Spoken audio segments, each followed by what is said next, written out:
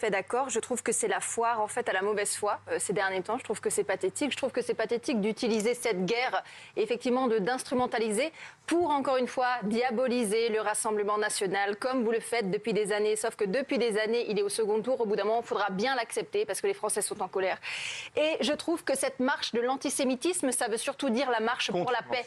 Contre l'antisémitisme, pardon, ça veut surtout dire la marche pour la paix. Merci.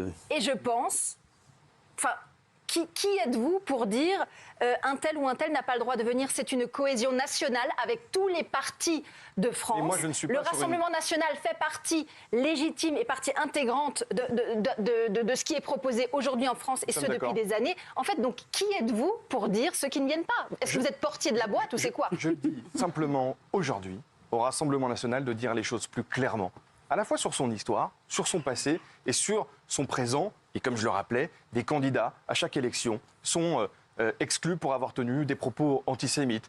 Quand vous avez 39% dans un sondage en 2022 des électeurs du Rassemblement national qui estiment, je cite, que les Juifs ont trop de pouvoir dans le domaine de l'économie et de la finance. Moi, personnellement, cela me choque. Et je ne dis pas au Rassemblement national de ne pas venir. Ils viendront dans une démarche politicienne.